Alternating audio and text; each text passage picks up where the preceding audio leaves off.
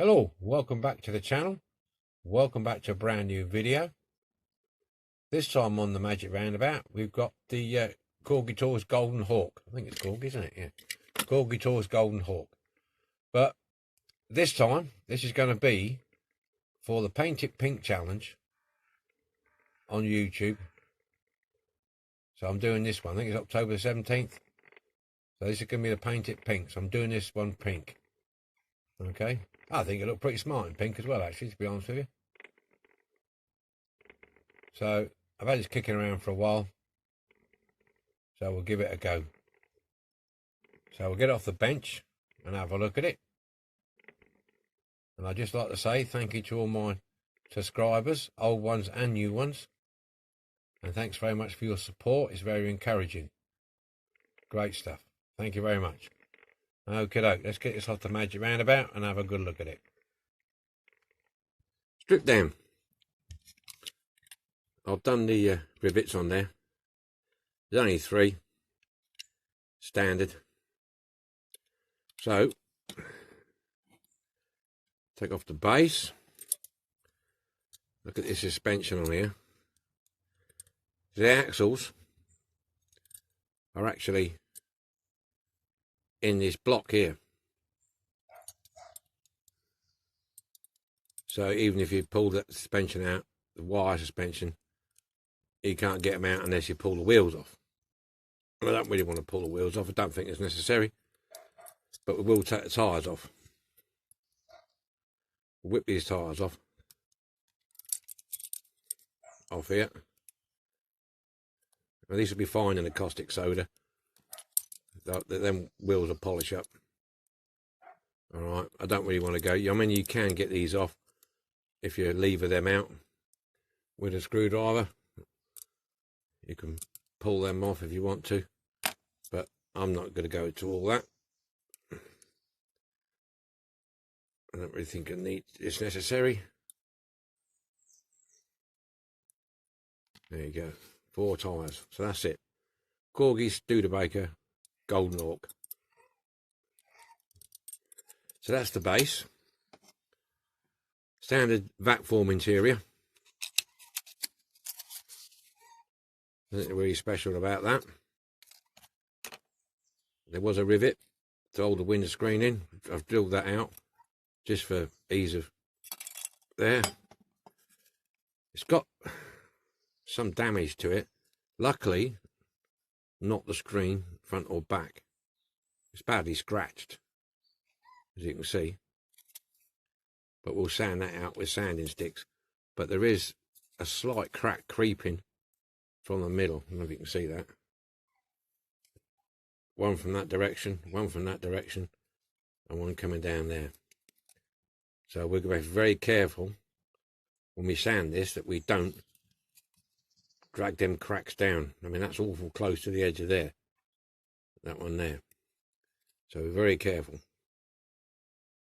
I have used a bit of super glue to stop it from spreading, but sometimes it'll mist up the screen, so we'll not do that. So that's got to be done. And this is the casting. I've drilled it out, ready for the rivets. And here we go. So there is some detail on here. A lot of chrome. I looked at a few images on these. There's a lot of chrome on these. That back bit's quite funky, I must admit. The fins are in good condition. They're not busted over or bent. So the roof's not damaged. Door pillars are okay. Right. Okay then. So what I'm going to do, this is the plan. I'm going to strip this, shine it up and prime it. And I'll come back to you when that's all done. Just saves me a bit of time on the video. And you've seen me caustic soda in no end of times. And priming and polishing. So at the end of the day, if it's anybody's news watching, this is their first video, then you can just go back to a previous video and you'll see me doing caustic soda. But sometimes it's not necessary to film it all. Okay, so there we go. Studi in a bit. That's everything primed. I primed the interior because I'm going to change that from the red to a white, cream, sorry.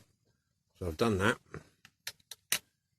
That's the base with the wheels masked off. That's all ready to coat of paint. There's the body. So it's all primed, ready for a top coat. I'm going to put the heater on because it's very cold today. Well, say very cold. It's below what I'd like to paint, so I'm going to put the heater on, warm it up, because as you know, any moisture or damp in the air or a bit too cold, you put these rattle can paints down and you get a matty bloom on it. So I managed to get away with it on the primer, but with a top coat I want to do it properly. So there you go, come out quite nice. Nice lines on this old car. Right, so that's that. And down at the windscreen. Now, I've done the back of it. There, look, you see it coming nice and clean. Using my sanding sticks. And just got the front to do. You can see it's got a few scratches in it. I have to be very careful with doing this. So, what I normally start off with, I've got this one. It's about this one is about 230, something like that, I think. It's not stamped on it. I would say, yeah, it's 240. So I start off with a 240 because they're not that deep. If it was any deeper, I'll start off with the 100 and 180, which is this one's quite rough. So start off with this one. As you've probably seen me do it before. But we'll have a quick go at it. Be very careful how I'm holding this because of the cracks in it, and I don't want to put too much pressure on the thumb pushing down and holding it, because I don't want the crack to creak anymore. So I'll give it a going over with this. It's very difficult to see on camera the scratches, but I can see them. So you can use your own discretion how far you want to go down. You can see it. Just give it a wipe with your finger every now and again. You can just basically see one or two marks in there. But let me just put this, just a second. Let me just put that down. You might be able to catch it, because sometimes it's glaring off the work surface. So, if you're watching this far,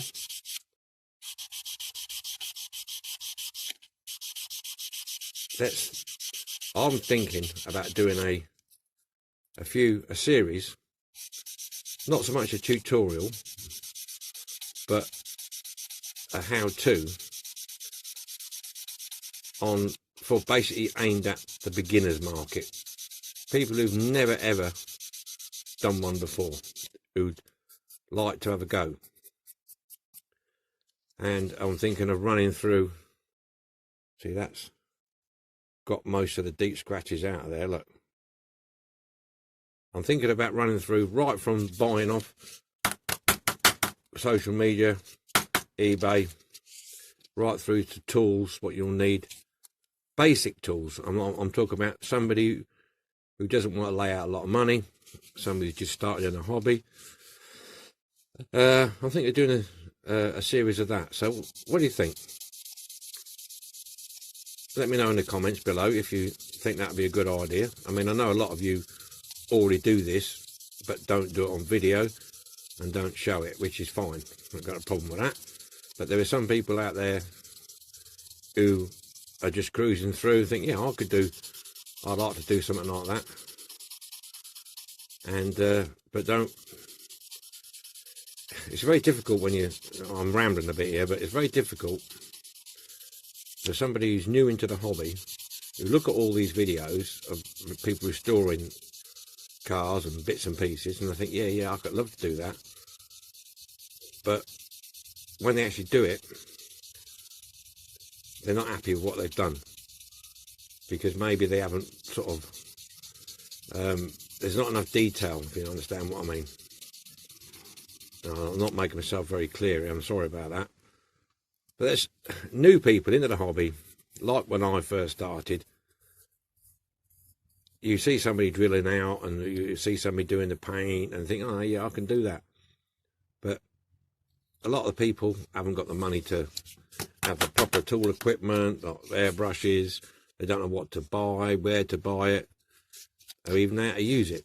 So I thought maybe it might be a good idea for me to just explain a bit more in detail of how to go about this. So what do you think?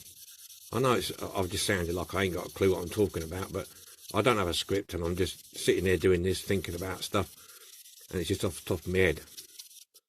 So excuse me if I'm rambling. But anyway, back to this. I think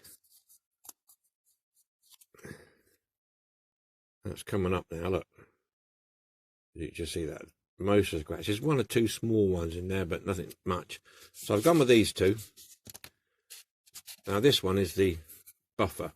It's got a really shiny side, so smooth, and this one's got a little bit on it. So I always go with a little bit,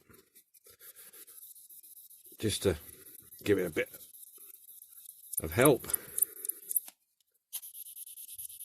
Yeah, there's people who use wet and dry, people use Ultrasol. It's your choice. But I have these. I've had these for a while now, and I might as well use them when I've got them.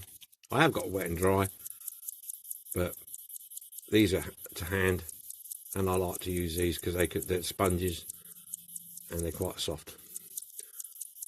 But if you haven't got any of these and you've got wet and dry, then wet and dry is fine. Some people use Ultrasol, that's fine as well. But I'm just using these and I'm showing you how to do it. Give it a good old rub every now and again, get your finger on it, inside and out. Yeah, it's coming up. Yeah, there's a real, see, just I can just see it there. That one, there's a mark there, but that's more, not a scratch, it's more of a crease. So I don't think we're going to get that out. That's really, really deep, that. But you probably won't know. So I'll turn it over to the buffer now. I'm just giving it a good old buffing up. This is going to go in the floor polish anyway.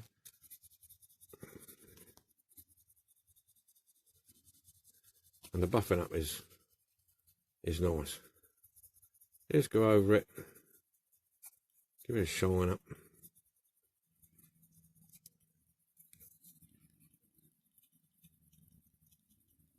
I mean, some of these windscreens have been kicking about in these cars for years. They're never going to be perfect, but you can get them as best you can. There you go. What do you think? That's better, isn't it? It's got a few odd marks in it, but a lot of probably dust and dirt. But yeah, that's better, isn't it, than what it was. So that'll go in the auto up. That'll go in the auto. That'll go in the floor polish, and job done.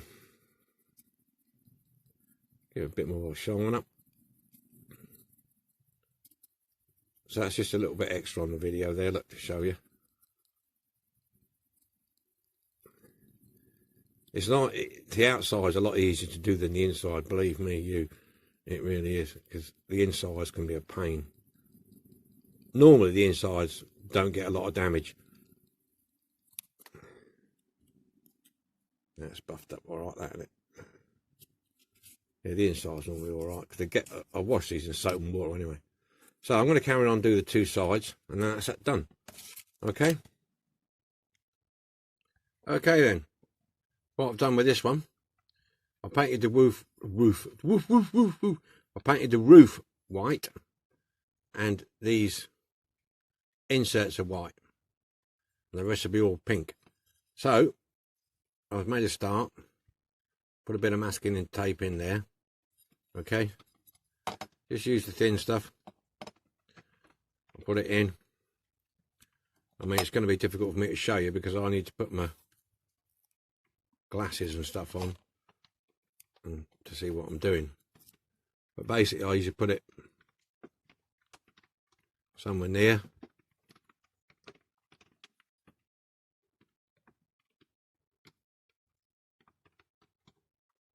I'm going to cut so we can come that way a bit.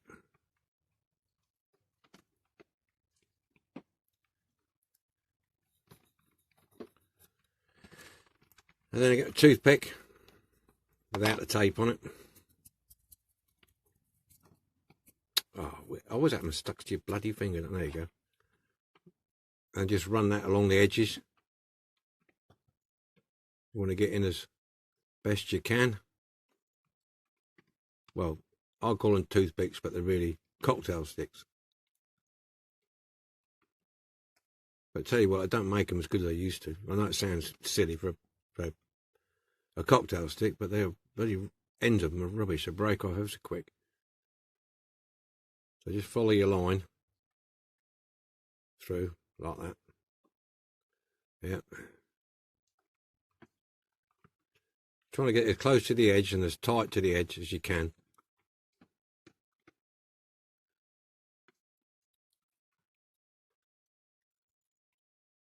Some people will do it the other way around. Do the pink first and then this after. But I find this way I'm not using so much masking tape. Otherwise I'd have to mask the whole car up.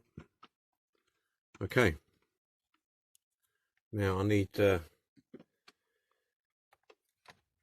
these. This is a sharp, really double-edged sharp blade. This is my choice. If you're not used to using knives, don't use this. Right? This is out of an old machine, a slitting machine I used to use at work, and they are bloody sharp. But it's ideal for me for this. Anybody else use a craft knife? Please. Just get it in as close as you can to the edge.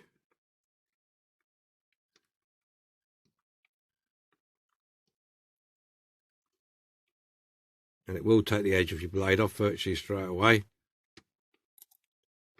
Okay. If you don't push down too hard, or you'll cut through your paint. And don't do that, go off like I did.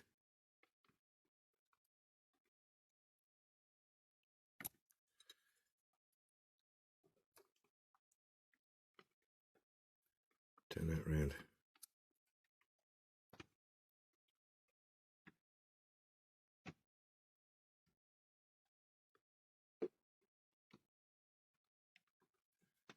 And hopefully if we've done this right, I'll peel that back. And we have it. There you go.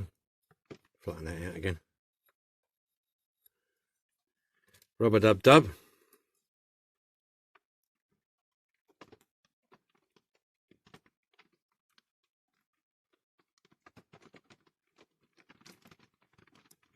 And that's it. Insert filled in. Right, I'm going to carry on and mask off the roof. Okay, and then we get some pink on it. Assembly time then. On the Painted Pink Challenge. Studebaker. Right, there she is. Got some chrome on it. I used a chrome pen this time. I'm not a great lover of the chrome pen, to be honest with you. I did some with the chrome pen and some with the chrome on the paintbrush. And yeah, it's all right. It's all right. I didn't do anything. I didn't think around the fins because I think sometimes at this scale it spoils it. So there's enough chrome on there anyway. So I'll put the window unit in. So let's get the rest together. The white interior. And drop that in. Base plate with the white tyres on. We'll drop that in. And we should be good to go. Bit of super duper.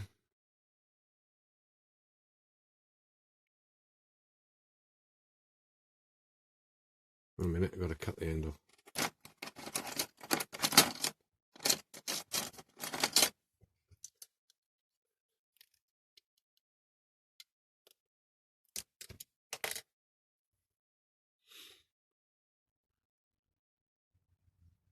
Drop in there.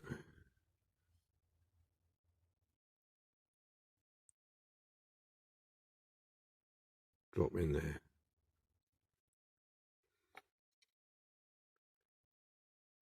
Here we go. That in. That in.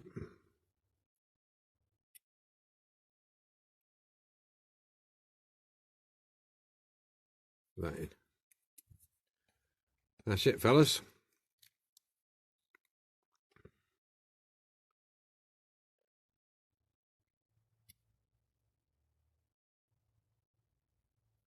Right. I'll let that set up for a minute or two, then we get it on a magic roundabout and see what it looks like in a bit. Here she goes, all done. Corgi Toys Golden Hawk turned into a bar of nugget. No, seriously. I think it's quite nice. It's a nice pink, this, with a bit of white on it. I didn't want to go all pink. I thought, yeah, with a bit of white on it, with some tyres, white tyres on it. I think, yeah, it looks quite nice.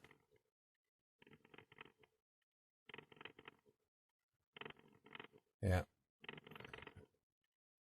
So there we have it.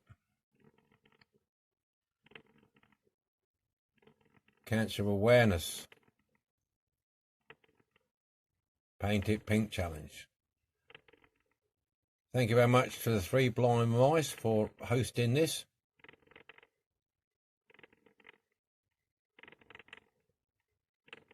There we go. Okay. Everybody out there, stay safe. Bye for now.